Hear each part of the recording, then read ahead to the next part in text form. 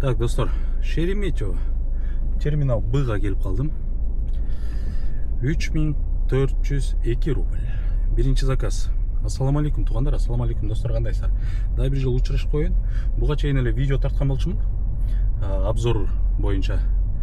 Анан смена тартсамбы, тартпасамбы деп аттым эле. Анан тартайын дедим. Күндүз сменаны бир тартып чыгарып берейин деп чечтим. Биринчи эле заказым жана видео тартып Лукойлдо отурбадым беле. Видеону бир сыйра монтаж кылып, YouTubeга загрузка кылып коюп, ошол жерден эле отурсам заказ берип калды. Саат 10:39. 10-до баштадым биринчи заказымды алып. Ушу менен эми кечки канча чейин иштейм билбейм. Мен бүгүн до конца иштейин деген деле ой жок. Бир аз иштеп парк боюнча паркты айта кетейин туугандар. Каждый чыгарылышты колдоп, өзүнүн колдоосун көрсөтүп келаткан. Мен силерге келечек таксопаркын сунуштап жүрөм. Турдой договор менен кошулсаңар болот. Лимиттер бүтүп атат, меники да бүтүп атат. Анан суткасына 300 рубль, 2% парктын комиссиясы менен кошот. Жана ошондой эле парковый самозанятый болуп кошулсаңар болот, 1% парктын комиссиясы менен. Турдой договор албай эле парковый самозанятый болбой эле кошулсаңар болот. Мурункудай эле 3% жана 4% парктын комиссиясы менен. Парк өзүнүн водительдерине, ушул паркта иштегендерге электронный путевой лист берет, бекер. Жана ошондой эле экранда көрүп турган WhatsApp номерди WhatsApp аркылуу жазсаңыздар, силерге эмне документтер керек, кандай кылып кошот, жана дагы кандай условиялар бар, толук силерге маалымат берет достор. Кошулсаңар болот. Немеге парковкага проводник алып койдум, парковкага кирип, дальше очередь заказ алып эле кетебиз. Ошол достор, видеону көрүп турабыз. Ойлоруңарды комментарийге жазып, видеонун башына унутуп калып электе классыңарды басып койгула, жана каналга катталып элек болсоңуздар катталып коесуз туугандар. Чото каналга канчадан бери меники 16200 ушундай болуп турат подписчик. Ошондон уже канча болду? Такыр көтөрүлө элек. Ошон үчүн кичине актив кылып катталып кетебиз. Ленинский проспект 23-кө келип калдым. 3434 рубль Шереметьеводан. Жана да 3400-кө бардым беле. Кайра 3400. Мында просто километраж көбүрөөк болду, бирок коэффициент азыраак. 1.09 менен берди. А жана баратканда 1.21 демке менен алгам. Ну, еще километраж аз болчу. Район народного ополчениядан баргам. Так, неме кылыш керек болуп калды эмичи?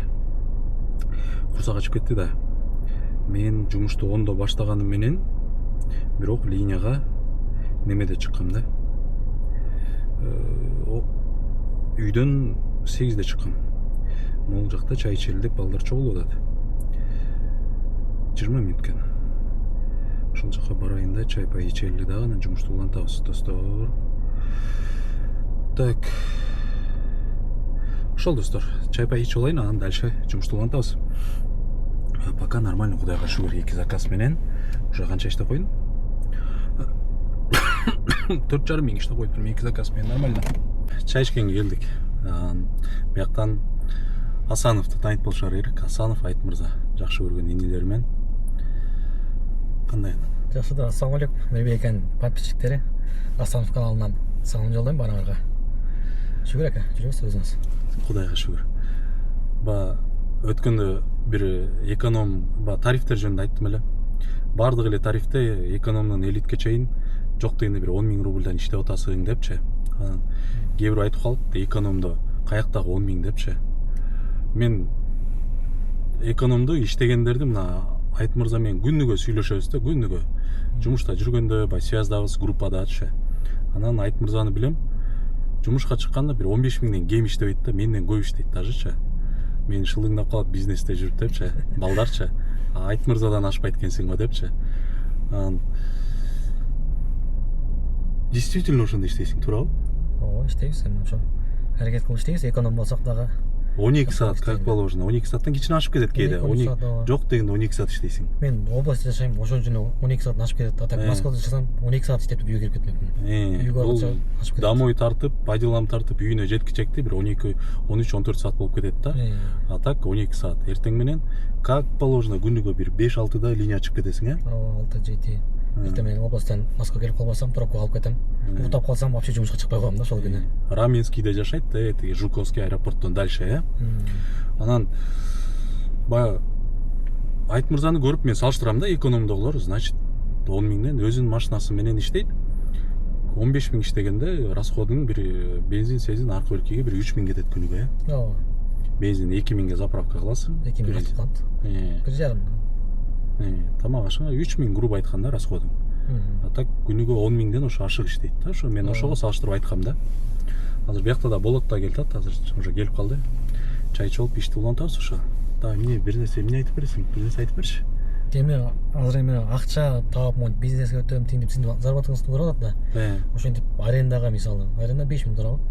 Ошентип арендага 5 миңге алып, анан кийин азыр канча күндө 15 миң, 20 миң иштеп атасыз, Ошентип кыйналгыча андан көрө кичине акча таап туруп эле экономга машина алып, экономия иштесеңиз да болот дейт элем да, совет берет элем да. Экономда эле иш болот.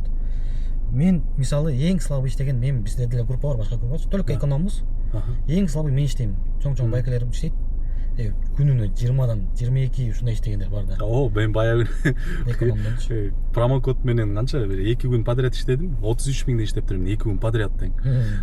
Комментарийге жазып коюп, менден аз иштейт экенсиң деп экономдон депчи. Таң калып аткам, блин, 33 миңге иштедим деп кыйратып атсам, блин, экономдогулар менден аз иштейт экенсиң деп жазыптыр депчи. Действительно, экономдо жумуш экономдон эч нерсе менен башым оорубайт, Ооба. Болгону ошо клиенттерден эле айырма бар. Кичине адекваттылар бар. Бирок эми аларга сабыр кылып көз жумуп койсок, унчукка эле өтүп кетет аларчы. Эконом болгону клиент эле жаман деп коюшат. Так мен клиент эмне жакшы сүйлөсөк эле болду. Жакшы сүйлөсөк жылан ийинен жагат деп коет. Жакшы сүйлөп ишти кыла беребиз чыгып. Если что, Айт мырзанын каналынан ютубун көрбөгөндөр болсо көрсөңөр болот. Асанов деп издесеңиздер ютубтан чыгат. Жумушун постоянно киргизет и кызыктуу мында видеолорун көргөчү мен постоянно көрөм. Отуруп алып айрыкча заказ тандагандарчы пропускать этип, коэффициент менен издей кубалап, сонун иштейт, сонун тартат. Көрсөңөр болот ошол достор. Биз тамактанып алып, дальше жумушту улантабыз анда. Так, достор, могу экөөнү көрдүңөр да. Экөө мени Рига молго алып келишти. Короче, үчөөбүз бири-бирибизди алып келдик. Кинотеатрга кирели деп атабыз, киного. Немеге Одиссейге кирели деп көптөн бери пландап жүргөнбүз. Бүгүн давай кеттик болор эле, чай ичип отуруп. Ошондон келип калдык. Что-нибудь еще понадобится? Нет, все. Ремень средний, 3 берна оригинальный. Наша мультикарта? Нет. Оплате 1730 рублей. Карта наличный перевод. Картой давайте. Короче, немеке бар кымбат экен бияқта. Кино канча 1600 ба? Сейчас появится одну секунду. Ана могу берундар бар го, могу тұрақта. 323 рубльда. Болчу, 320. Попкорну билбейм канча болчу. Короче, бүгүн Можете оплачивать? эс алалы дедик. Улар мени экөө алда эле шеф деп эле кулакка теип атат. Ал. Спасибо. А этот Зал какой был? Шеф какой-то зал. какой зал? Шестой зал. Прямо идите. Ага. Спасибо большое. Да, добро. Хорошего дня. Ушло,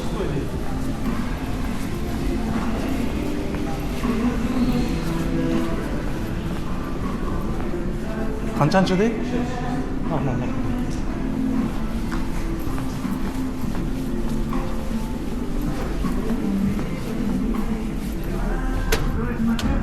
Биякта эчким тоспойт бекен, Уже мустасы тоспойт да.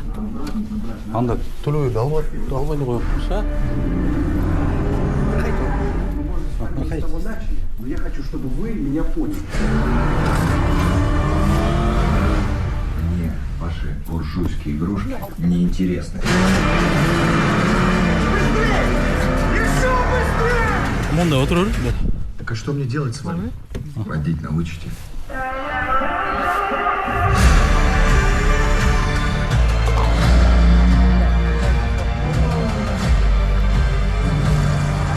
Это бомба, Андрей. Она взорвется в любой момент.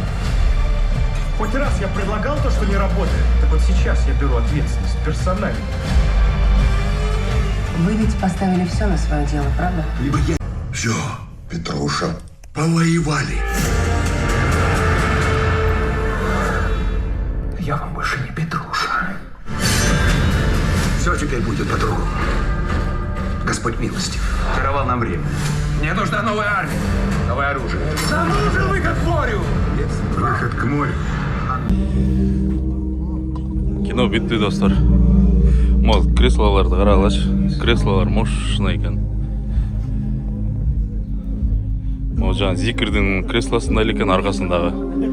Бұтты сузып алып, сойылып алып, жатады екенсің. Үшеуіз қалып тұрмыз қой бұяқта.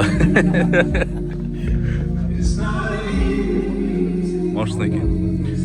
VIP зал деген зал екен да. Стоящий екен, жатып алып көреді екенсің. Мо екеумен жүремін да ағылы. Қайқа оралайын мен? Иштейли. Иштейли? Иштейли, а? Жана қайқа оралды отынар ле? Ешке қарабайсыз. Не, видеоға айтпайсыңар ба? Екеуі бізде қалып барсаңыз бара бересіз. Алып барасыз ба? Үшінші олды бүгін бұқандай қылшы олды. Біз жаққа орбайлы деп отқан екеуі. Олды расхатта да болды бүгінгі Видео өшкенден айтасыңар да? Кино Макс деген жерден көріп шықтық. Ол жағы новорижская часть, да? Неме, жаңа видеода көрдіңдер да, зал аябай соң екен. Келсеңер болады, Рига молды. Парковка кенен сон жеркен. Анан ең жақсы жері че, 1,5 мың сом екен билетче киноныға. VIP залы курсаңар ашса, тамақ ала кіресіңер болса, заказ берсеңер ичкерде алып кіріп береді екен. Залда отырып эле QR-код менен менюсын карап заказ берсеңер, ичке кирип алып келип берет экен. Походу тамак ичип 2-3 сааттык кинондо отуруп шашпай тамак ичип деле көрүп чыксаңар болот экен. Анан бул 3 сааттык кинодо отуруп көргөндөн көрө монтип VIP залга кирсең жатып алып, белиң ооруп кетсе, наврана беронап көрдүк го. Расход дедим да. Кызы жок эле монтип келсеңер, өзүңөр көзүңөр 2000 сом жетет. Кыз менен келсеңер 5000 кетип калат, 5000 кетет. Нарак барага. Кетти го дейм а. Айткам көрдүңөрбү? Боолар болбойт, кызыгыбызды ала келели деп. Бизге шылтап койдук э. Ишти баштайлы. Кой. Смена тартып берейин силерге. Кеттик анда.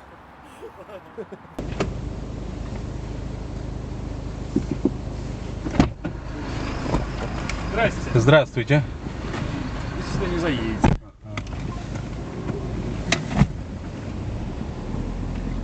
Так, мы с вами едем Ленинградский проспект. Кино бары бүттү эми иштейли. Биринчи заказ кинодон кийин алып келдим. Бүгүнкү күнгө 3-чү заказ. Ленинградский проспект 37А.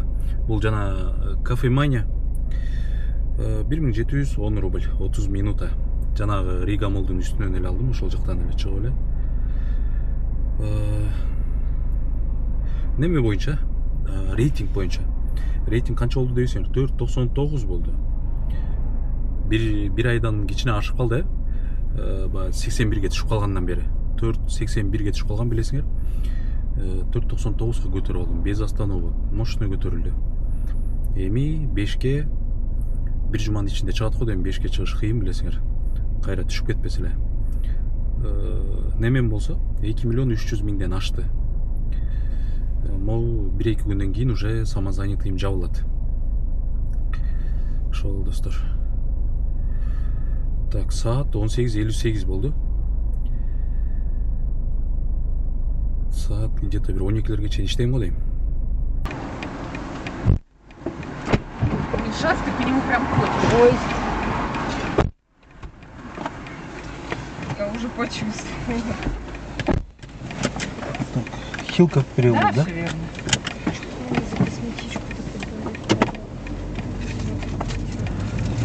Нежинская дейт.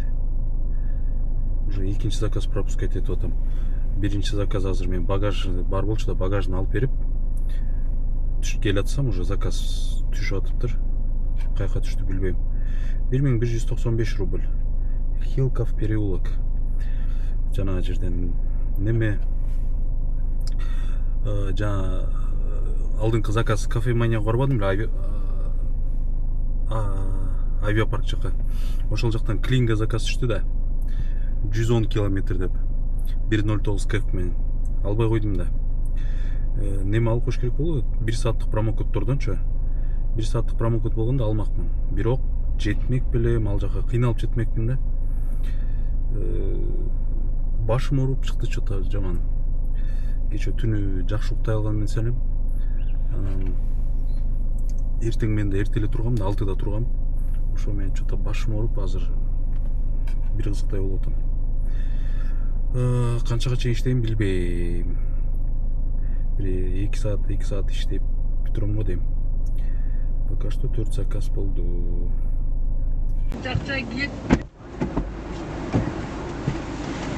Здравствуйте. Петровка.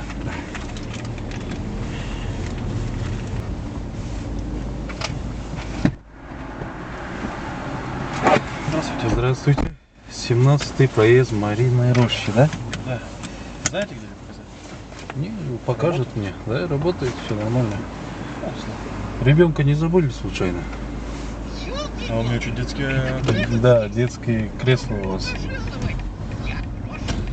Наверное, это жена вызывала, я по последний раз. Ничего страшного? Не, ничего страшного просто.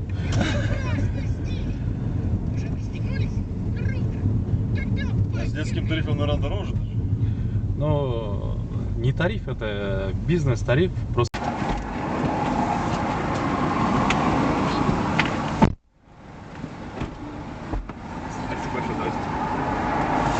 Переводом можно?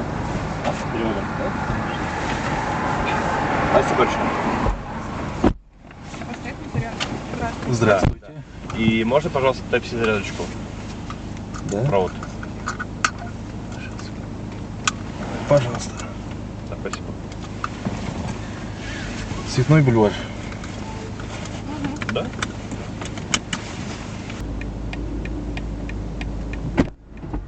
Здравствуйте.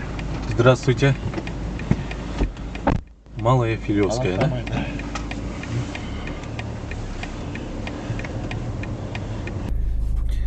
Saat 21:28 болду. Малая Филевская келип калдым. 1457 рубль 24 минутада. Эмне кылайын деп атам? Үйгө качайын деп атам, достор. Жаман уйкум келип, шалдырап, башым ооруп, ушинтип кыйналып баштадым. 7 заказ. Обновление боло элек, азыр обновление болсун. Так, болбойсуң эми. Короче, бир 9596 рубль. 9537 рубль. 8 заказ болуптур бүгүн. Жумушту ушу менен аяктап атам. Давно эле бүтүрүп салмакмын, жана кинодон чыккандан кийин центр жака заказ менен түшпөдүмбү, ошондон кийин элечи. Анан бүгүн смена тартып жүрбөдүмбү, кой жок дегенде ушуну аягына чыгарып коеюн деп, ошого ушуга чейин жүрдүм. Силерге бир нерсе до конца хотя бы сменаны тартып берейин деп аракет кылдым да. Дагы до конца иштеп эле бир 15 миңге чейин иштеп жакшыраак бир смена чыгарып берейин дегем, алдым келбей калды. Кадимкидей кыйналып баштадым. Үйгө барып жатып эс алып эле, анан эртең менен чыгайын дедим. Ошол достор, билбейм смена силерге кандай болду, кандай тартып бердим, кандай чыгарып бердим. Кемчиликтер болсо кечиргиле. Кийинкисин жакшы чыгарып берүүгө аракет кылам достор. Обязательно комментарийге ойлоруңарды жазгыла, кандай кылабыз, эмне кылабыз, эмне жөнүндө айтып берейин деген сыяктуучу. Ошол достор. Каналга аттабыз, лайк бассаңар, жаккан болсо лайк басып койгула. Жакпаса эчтеке баспай эле койгула. Ошол достор, кийинки видеодон көрүшкөнгө чейин анда.